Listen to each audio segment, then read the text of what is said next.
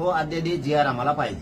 त्याशिवाय तुम्ही मागे हटणार नाहीत, कारण आम्हाला त्यावेळेस असं सांगितलं होतं की कुठला कायदा पारित करायचा असला, तुमच्या म्हणण्याप्रमाणे मागणी मान्य करायची असली तर आधार लागतो. कायदा आणि घटना आधाराशिवाय चालत नाही. आम्हाला चालवता येत नाही.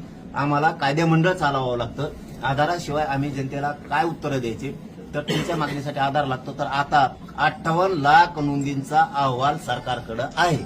58 लाख नोंदीचा अहवाल समिती त्यांची आहे, सरकार त्यांचं आहे. समिती गठीत त्यांनी केली आणि अहवाल पण समितीनं त्यांच्या सरकारला दिलाय. आता तुम्हाला मराठा आणि कुणबी एक हे जे आर काढायला काही हरकत नाही.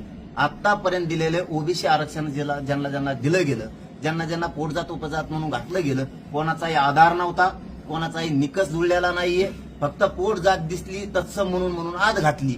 आमच्या तर नोंदी आहेत 58 लाख. त्याच्यामुळे कायदा पारित करावा लागेल. दुसरं, हैदराबादचं गॅजेट आम्ही घेणार आहे.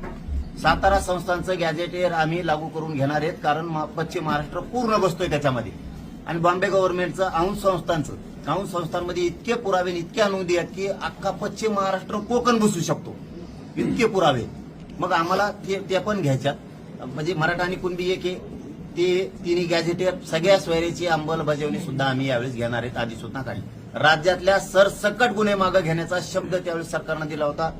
मराठा आरक्षणासाठी आत्महत्या केलेल्या बांधवांचे काही आर्थिक मदत त्यांची राहिली, त्यांच्या सरकारी नोकऱ्या राहिल्यात. अशा 8-9 मागण्या आहेत ना आम्ही सरकारकडे दिलेल्या, त्यांच्या त्या पाठ झाल्या. तुम्हाला काय सांगावं, त्याच्यामुळे त्या पुऱ्या घेणार आहेत. त्याशिवाय मी मुंबई सोडित नसतो आणि मराठी यावरही सोडित बी नसतात.